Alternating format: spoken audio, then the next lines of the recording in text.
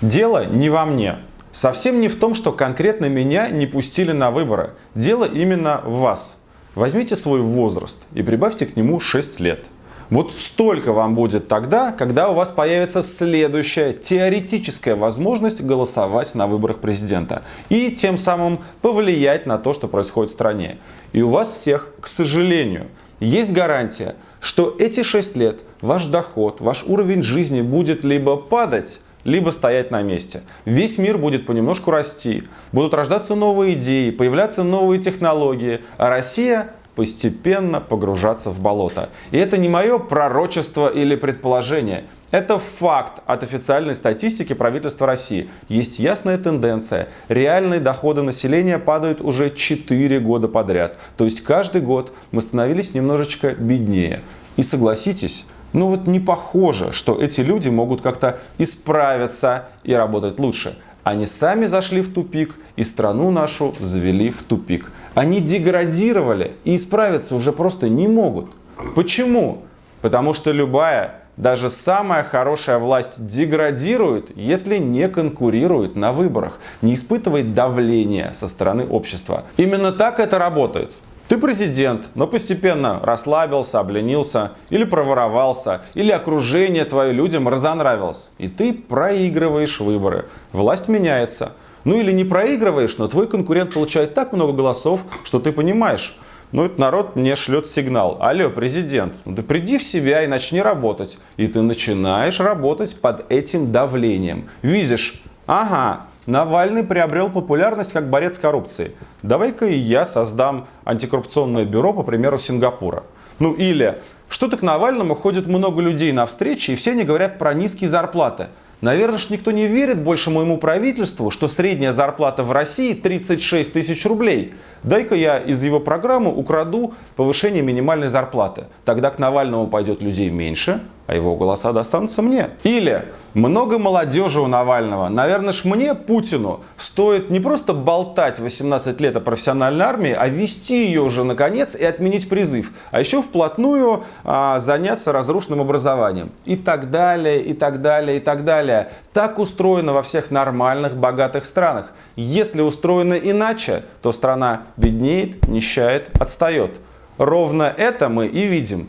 2017 год на дворе, а вместо прорывных технологий у нас телефонный чехол от Чубайса за 10 миллиардов рублей. Вместо конкуренции с передовыми странами у нас такса, которую запихивают в колбу на глазах у всей страны. Вместо русских Илонов Масков у нас робот в бушлате, управляемый через Wi-Fi. Владимир Путин смотрит на солдата армии будущего из наблюдательного пункта. Это напрямую связано с тем, что на выборах нет конкуренции. Власть и Путин лично не пытаются исправить свои ошибки, чтобы набрать больше голосов и выбить почву из-под ног конкурента, а говорят: чё Навальный? Его выдвигают по всей стране. Он создал штабы везде, и у него 200 тысяч волонтеров. Совсем что ли обнаглели? Какие им там выборы размечтались? Не пустим. А пустим только тех, кого сами отберем. Вот пусть за них и проголосуют. Это можно. Вот ровно поэтому и нужно участвовать в нашей забастовке избирателей. Не защищать Навального, а защищать свое собственное право влиять на власть. Защищать свое право через давление на власть делать нашу Россию лучше и богаче.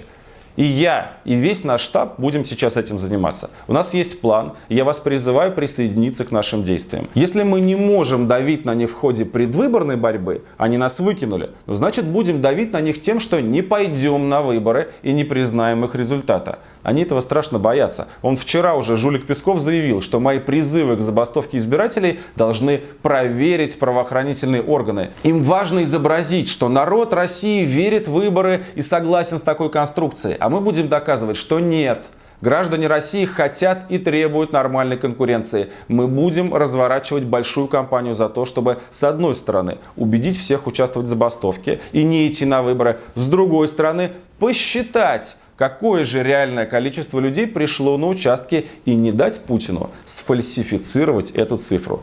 И нам, конечно, нужна общероссийская массовая уличная акция. Думаю, не одна. Это важнейший элемент забастовки. Ну, у них же там как все устроено. Сидят Медведев с Путиным, и Медведев говорит: Вова, Может, не будем настолько борзеть, не будем столько красть, пустим конкурентов на выборы. А тот ему отвечает: да успокойся ты, Димон, я все время так делаю. Ну ты же видишь, они молчат, дома сидят. Но грех же не облапошить таких покорных и на все согласных. Вытесняя нас из выборов, по сути, они же никакого другого способа привлечь внимание к нашим требованиям, кроме митингов, нам не оставляют. Давайте выходить на улицу. За себя, за свои права, за свое будущее, за то, что мы не хотим потерять еще 6 лет. Акцию нужно тщательно готовить, и мы проведем ее по всей стране в воскресенье 28 января. И я сразу обращаюсь к жуликам и в Кремле, и в региональных администрациях. Вот смотрите, чтобы не было потом никакого разговора, что мы нарушаем общественный порядок, не так уведомляем или мешаем вам провести День синички или конкурс танца живота. Сегодня наши штабы подают предварительное уведомление за месяц, чтобы, если есть какие-то городские планы, мы все могли бы увязать. Потом подадим еще одно уведомление за 15 дней. Это наше гарантированное Конституцией право на свободу собраний.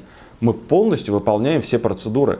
Мы максимально конструктивны. Но если вы снова начнете нам незаконно отказывать, мы выйдем на эти митинги все равно. И я призываю вас всех настраиваться именно так. Мирно, но твердо.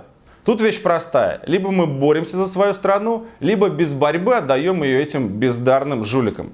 Подумайте, готовы ли вы принести еще 6 лет своей жизни в жертву тем, кто просто хочет украсть денег и вывести их на офшорный счет?